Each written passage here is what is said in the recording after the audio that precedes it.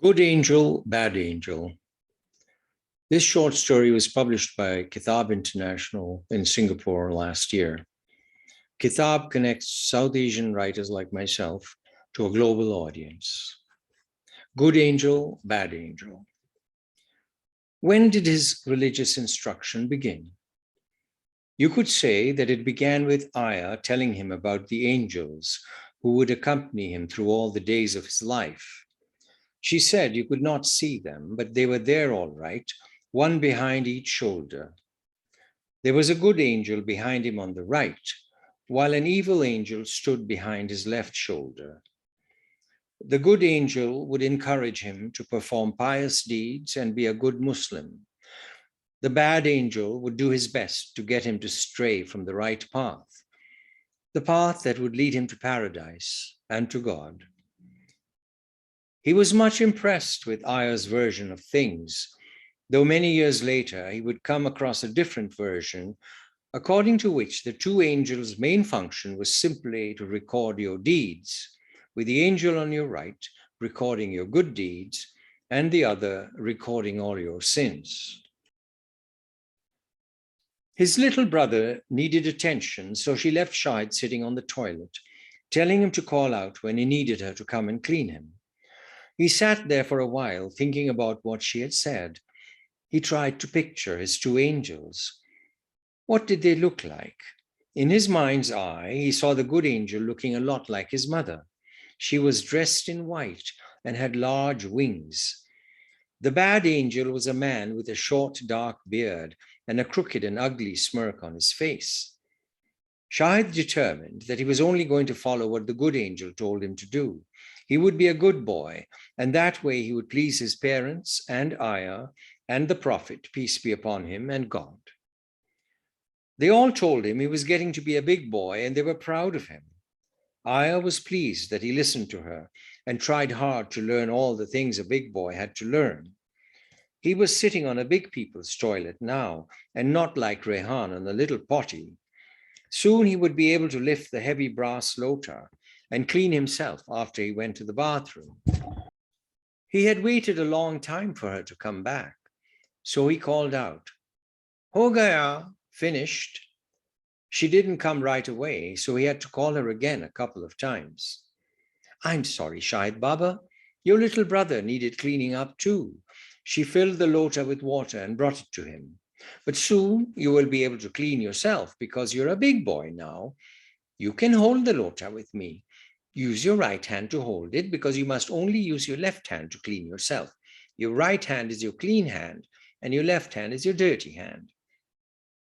Shahid picked up a great deal of information and superstition from all the servants. The men servants took a special pleasure in dwelling on the torments and terrors that awaited sinners in hell. As the boys grew older, they did not need Aya to look after them, and she was mostly occupied with taking care of Baby, their little sister. When Shahid was around 10, the question of more formal religious instruction arose. Mummy began to teach him how to read the Quran and made him memorize some of the shorter surahs. As for Daddy, like most fathers, he took little interest in the children and was always too busy with all the files he brought home from the office. Around this time, Mummy also started teaching him how to say his prayers. But this would become increasingly problematic as his mother was a Shia, and it had been agreed that the boys would be Sunni like their father. A solution presented itself. The driver, Abdullah, was a pious and respected man, well versed in the rites and forms of the religion as practiced by Sunni Muslims. He spent a great deal of time at a nearby mosque and had a beard and no mustache, following the Prophet's example. He even dyed his beard with henna, as had been the practice of the Prophet according to tradition. It was decided that Abdullah would be the ideal person to take on the task of teaching the boys how to pray the Sunni way. Arrangements were made, and Abdullah was delighted to be given this opportunity to earn some extra money and also add to his store of good deeds in this world. Shahid and his brother, Rehan, were not that keen on the arrangement.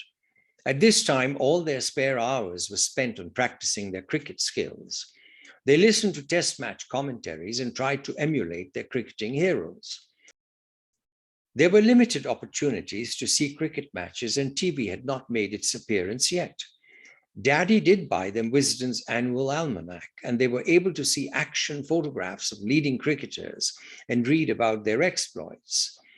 Shahid wanted to be a world-class bowler, and he bowled for hours at his little brother. At this time, they lived in a large house on top of a hill that had once been the home of indigo planters. There was a long veranda that ran the entire length of the house. It was ideal for cricket practice, and it was screened in so that balls rarely went down the steep hill. All you needed was a bat and a tennis ball. Shahid went through the bowling styles and actions of all the great international bowlers. He imagined he was Laker bowling his off breaks on a wearing oval wicket, or Iverson mesmerizing batsmen with his mystery spin. But while he enjoyed being a wily spinner, what he really wanted was to be a demon fast bowler like Typhoon Tyson, sending down his lethal thunderbolts. Sometimes he wished he was a left-handed bowler like Locke or Davidson, though he wasn't sure whether that would make him a good Muslim. Instead of spending the entire evening batting and bowling, the boys had to spend time learning how to say their prayers with Abdullah. Abdullah began with instructions on performing wuzu, the ritual ablutions before prayers. First, you washed your hands, using your left hand to wash your right hand, and then your right hand to wash your left. Everything needed to be done 3 times. You rinsed your mouth 3 times, cleaned your nostrils 3 times, washed your face 3 times. Then you had to wash your arms, first your right arm, then your left. The ritual ended with washing of the feet. Abdullah demonstrated and explained the procedures, stressing the importance of doing things in the correct order and not missing any detail.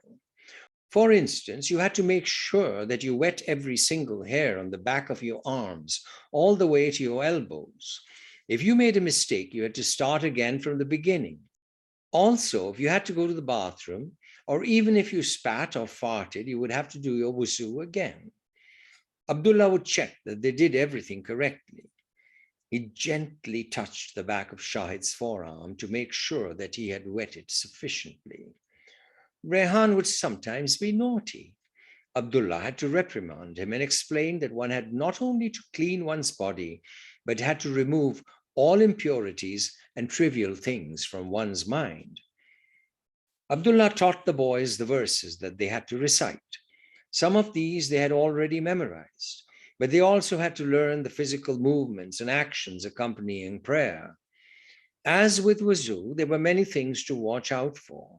For example, you could lift your left foot, but the front part of the right foot had to remain firmly grounded.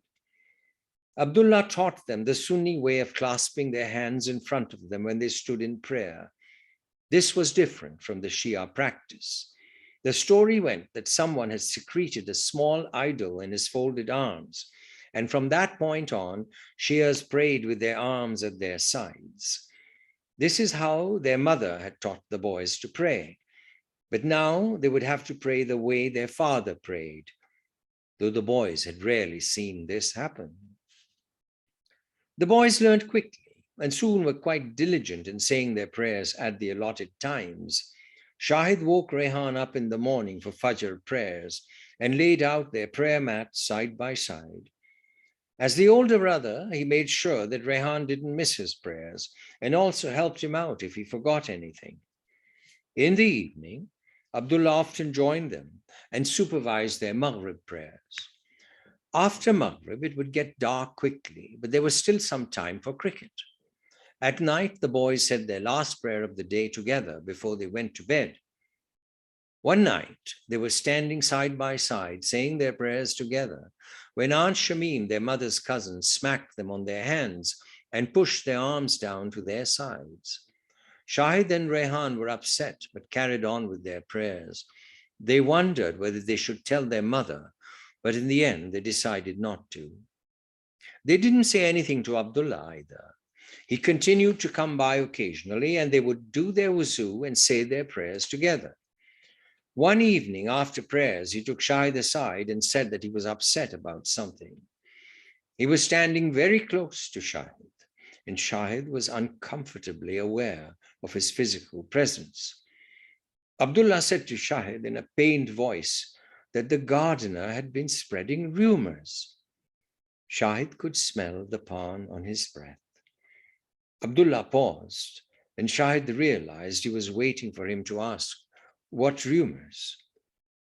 When he didn't say anything, Abdullah went on, "The gardener is saying that I am doing bad things with you and your brother."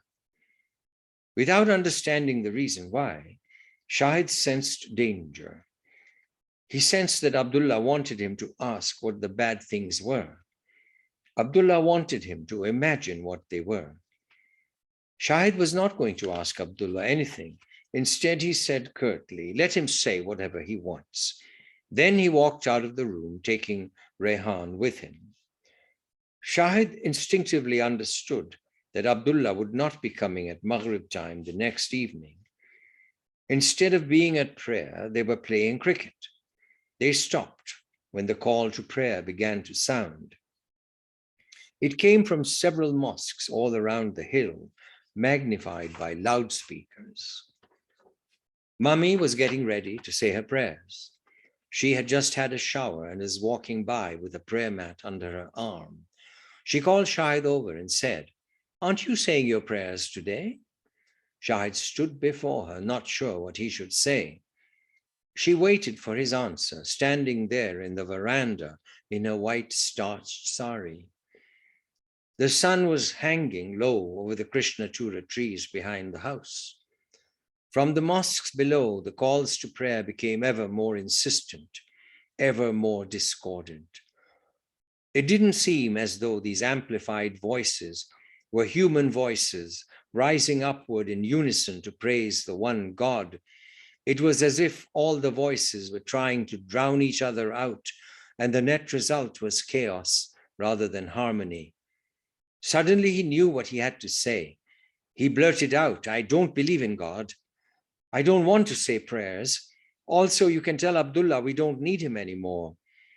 It was almost as if he had struck her, as if his words had sucked out all life and meaning in her world.